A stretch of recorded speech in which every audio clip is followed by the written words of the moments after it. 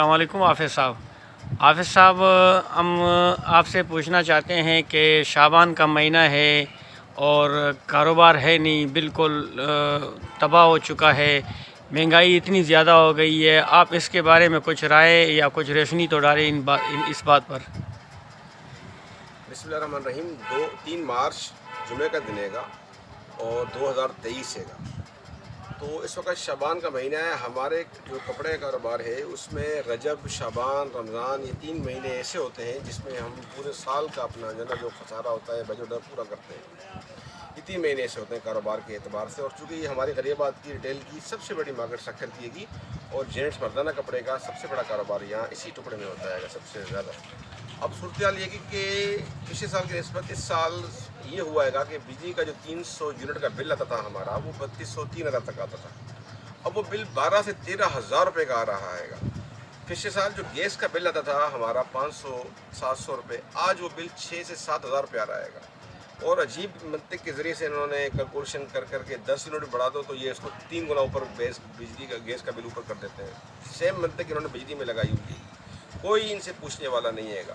سستی بجلی ہائیڈل سے انہوں نے نہیں بنائی، مہنگی بجلی انہوں نے پیٹرول سے بنائی، اور اس میں کمیشن کھایا۔ کمیشن کھانے کے بعد ان ظالم حکمرانوں نے اپنی کمیشن کے چکر میں پوری قوم کو لت میں ڈال دیا۔ پھر کہتے ہیں سبسڈی۔ بھائی ورلڈ بینک اور IMF جب ان سے یہ پوچھ سکتا ہے گا کہ بھائی آپ یہ کریں، سبسڈی ختم کریں، تو کیا ان ظالم حکمرانوں سے یہ نہیں پوچھ سکتا کہ آپ نے منصوبے کیوں نہیں لگائے یہاں کے اوپر، اور یہاں آپ نے کمیشن کیوں کھایا، کرپشن کیوں کی یہاں پر؟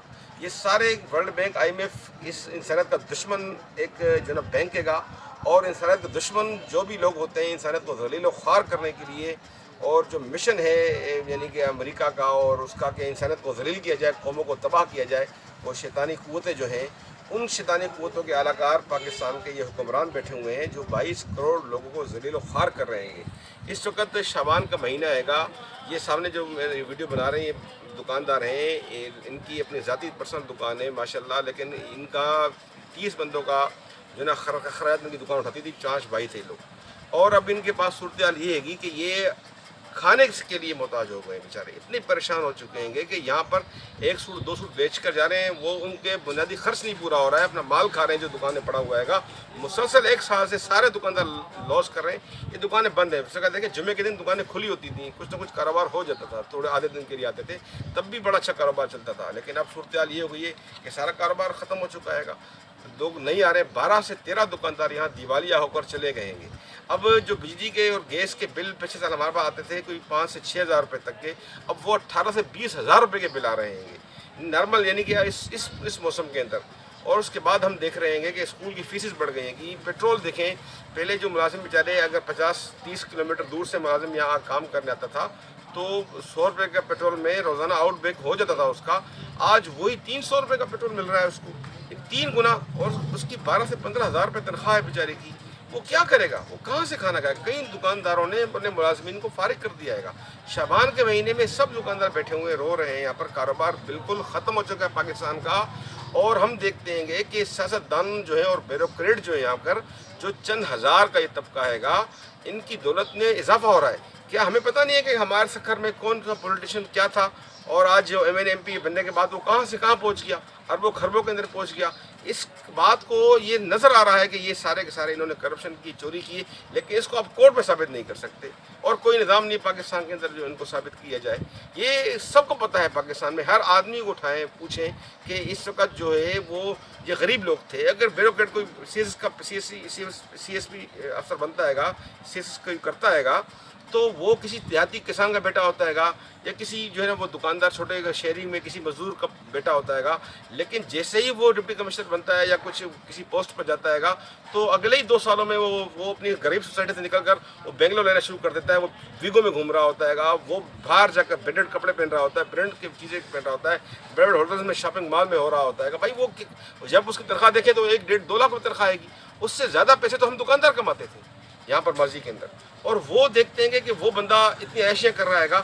اب یہ بات کوئی سمجھ میں آنے والی بات ہے؟ کہاں سے کر رہا ہے بھائی یہ اتنی کیسی کرپشن لوٹ مار، اور اس کے بعد میں پاکستان نے ملک سے باہر پیسہ لے کر جا رہے ہوتے ہیں. یہ سب کو پتہ ہے گا کہ اس ملک کے ساتھ کیا کھلواڑ کیا گیا ہے گا.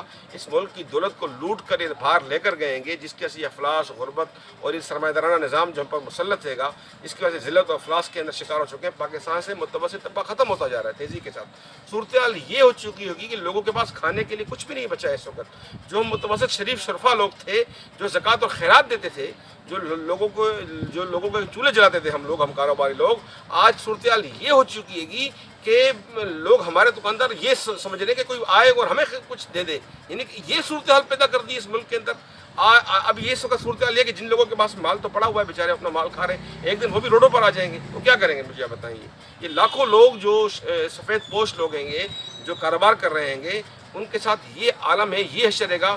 کوئی بزنس نہیں ہے پاکستان کے اندر، سب کچھ لوٹ مار کے چلے گئے. اتنی مہنگائی کر دی گی کہ آپ پیٹرول بھرانے جائیں تو جو پیٹرول 100 روپے کا تھا وہ 300 روپے کا. بچوں کو پک اینڈ ڈراپ کریں، اب رشکے والے رکھے ہوئے ہیں تو بیچارے وہ رو رہے ہیں گے. ابھی جو 5 سے 6 ہزار میں رشکے والا پچھلے سال جو جاتا تھا بچوں کو اسکول لے کر، آج وہ رشکے والا 15,000 روپے کا مطالبہ کر رہا ہے، اور وہ جائز ہے اپنی بات پر بیچارہ. اب مجھے بتائیے کہ کہاں جائیں ہم لوگ، کس کے پاس جا کے فریاد کریں؟ اس قدر اشیاء خوردنوش مہنگی، اس قدر معاملات خراب ہو چکے ہیں کہ ہم لوگ دیکھ رہے ہیں کہ کیا کریں. آپ مجھے بتائیے کہ کیا کوئی اس صورتحال میں اس ملک کے اندر آپ کیا سمجھتے ہیں جو یہاں کے کرتا دھرتا ہیں گے، کیا کوئی شخص اس ملک میں کسی کے لیے بھی استعمال نہیں ہو سکتا جو آپ کر رہے ہیں پاکستان کے ساتھ؟ کیا یہ انارکی نہیں پیدا ہوگی پاکستان کے اندر؟ کیا یہ ملک اس طریقے سے یعنی کہ سروائیو کر سکتا ہے اس صورتحال کے اندر جو آپ کر رہے ہیں پاکستان کے ساتھ؟ لوگ کیا کریں گے؟ آخر لوگ ضرور انارکی کی طرف جائیں گے نا، لوگ جو ہے نا پھر اپنا وائلنس کی طرف جائیں گے نا. تو یہ ملک کی صورتحال ان لوگوں نے اس قدر بگاڑ دی، کوئی انڈسٹری انہوں نے نہیں بنائی. یہ سارے کے سارے ان کے معاہدات پڑھیں، یہ سارے کے سارے نااہل چور ڈاکو لٹیرے، کوئی منصوبہ انہوں نے نہیں دیا پاکستان کے اندر. دریا ہمارے بہہ رہے ہیں اتنے، اور کوئی ہڈل پروجیکٹ انہوں نے نہیں بنا سکے. صرف قرضہ لیتے ہیں، اس کا آڈٹ بھی نہیں ہوتا ہے گا. اگر میں کہتا ہوں IMF سے جتنا بھی انہوں نے قرضہ لیا ہے نا، وہ پبلک رپورٹ کریں، بتائیں کہ انہوں نے قرضہ کس مد میں لیا اور کہاں خرچ کیا ہے گا. وہ سارا خرچہ انہوں نے اپنے جیبوں میں ڈال کر باہر لے کر گئے. کوئی عوامی منصوبہ ان لوگوں نے نہیں بنایا پاکستان کے لیے. تو یہ ظالموں کا ایک گٹھ جوڑ پاکستان کے اندر ہے. خدا اپنا عذاب ان پر نازل کرے. یہ ظالم حکمران انہوں نے ہم سے خوشیاں چھین لیے گی. جو ہم دکاندار اپنے مقصد ہے کہ پچھلے سال تک بھی ہم لوگ اپنے پارٹیاں کرتے تھے، دعوتیں کرتے تھے ایک دوسرے کے ساتھ، ایک بڑا ایک اچھا ماحول تھا سماجی، وہ سارا ریلیشن ختم کر دیا ہے. ہر آدمی کو انہوں نے روٹی کے لالہ میں مجبور کر دیا کہ لوگ رزق کی تلاش میں ایک 2 نوالے کھانے کے لیے پریشان ہو چکے ہیں. یار یہ حالت آپ نے پاکستان کے اندر کر دی گی. آج دکاندار کہہ رہے تھے کہ یار ہمیں موقع ملے ملک چھوڑ دیں پاکستان، ہم جا کر کسی بھی افغانستان چلے جائیں.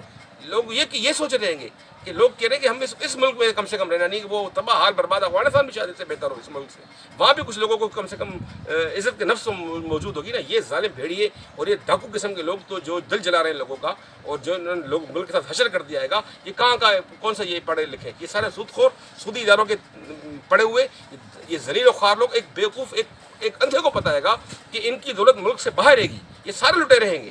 اور ایک مذہبی چوکیدار ان کا جو جھوٹ کے مذہب کو بیچتا ہے گا، اللہ اس کے اوپر عذاب نازل کرے، وہ حامان کے اوپر جس نے یہ ہم پر سارے کے سارے ظلم کو مسلط کیا ہوا ہے گا. اللہ پاکستان کا ہمیں ناصر ہو. باقی ملک کی حالت بہت خراب ہیں گے.